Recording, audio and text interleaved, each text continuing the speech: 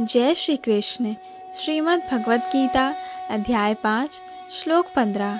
नादत्ते कस्यचित् पापं न चैवासो कृतं विभुः अज्ञानेनावृतं ज्ञानं तेन मुह्यन्ति जन्तवः।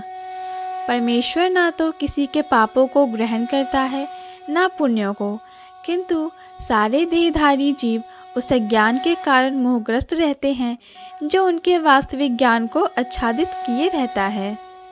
अर्थात विभु का अर्थ है परमेश्वर, जो असीम ज्ञान, धन, बल, यश, सौंदर्य तथा त्याग से युक्त है।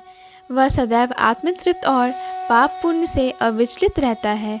वह किसी भी जीव के लिए विशिष्ट परिस्थिति नहीं उत्पन्न करता, अपितु जीव ज्ञान से मोहित होकर जीवन की ऐसी परिस्थिति की कामना करता है जिसके कारण कर्म तथा फल की श्रृंखला आरंभ होती है। जीव परा प्रकृति के कारण ज्ञान से पूर्ण है, तो भी वह अपनी सीमित शक्ति के कारण अज्ञान के वशीभूत हो जाता है। भगवान सर्वशक्तिमान है किंतु जीव नहीं है। भगवान विभु अर्थात सर्वज्ञ हैं किंतु जीव अणु हैं। जीवात्मा में इच्छा करने की शक्ति है, किंतु ऐसी इच्छा की पूर्ति सर्वशक्तिमान भगवान द्वारा ही की जा सकती है। अतः जब जीव अपनी इच्छाओं से मोहग्रस्त हो जाता है तो भगवान उसे अपनी इच्छा पूर्ति करने देते हैं, किंतु किसी परिस्थिति विशेष में इच्छित कर्मों तथा फलों के लिए उत्तरदायी नहीं होते। अतएव मोहग्रस्त होने से देहधारी जीव अपने को परिस्थिति जन्य शरीर मान लेता है और जीवन के क्षणिक दुख तथा सुख को भोगता है। भगवान परमात्मा रूप में जीव का चिरसंगी रहते हैं। फलतः वे प्रत्येक जीव की इच्छाओं को उसी तरह समझते हैं जिस तरह फूल के निकट रहने वाला फूल की सुगंध को। इच्छा जीव को बद्ध करने के लिए सूक्ष्म बंधन है। भगवान मनुष्य की योग्यता के अनुसार उसकी इच्छा को पूरा करते हैं। आपन सोची होत नहीं, प्रभु सोची तत्काल।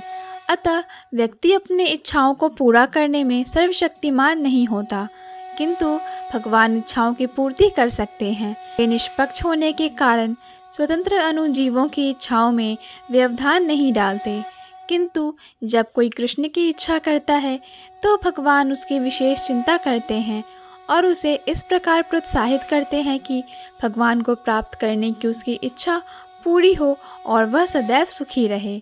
अतएव वैदिक मंत्र पुकार कर कहते हैं, एषु हेव साधु कर्म कार्यति तम यमेभ्यो लोकेभ्य उन्नीनीशते एषु एवा साधु कर्म कार्यति यमधो निनीशते। भगवान जीव को शुभ कर्मों में इसीलिए प्रवृत्त करते हैं जिससे वह ऊपर उठे। भगवान उसे अशुभ कर्मों में इसलिए प्रवृत्त करते हैं जिससे वह नरक जाए। जीव अपने सुख दुख में पूर्णतया आश्रित है। परमेश्वर की इच्छा से वह स्वर्ग या नरक जाता है, जिस तरह वायु के द्वारा प्रेरित बादल। अतः देहधारी जीव कृष्ण भावनामृत की उपेक्षा करने की अपनी अनादि प्रवृत्ति के कारण अपने लिए मोह उत्पन्न करता है।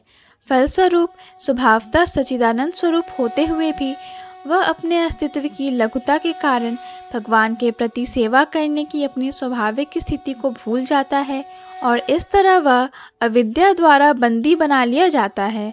अज्ञानवश जीव यह कहता है कि उसके भव बंधन के लिए भगवान उत्तरदायी हैं। इसकी पुष्टि वेदांत सूत्र भी करते हैं।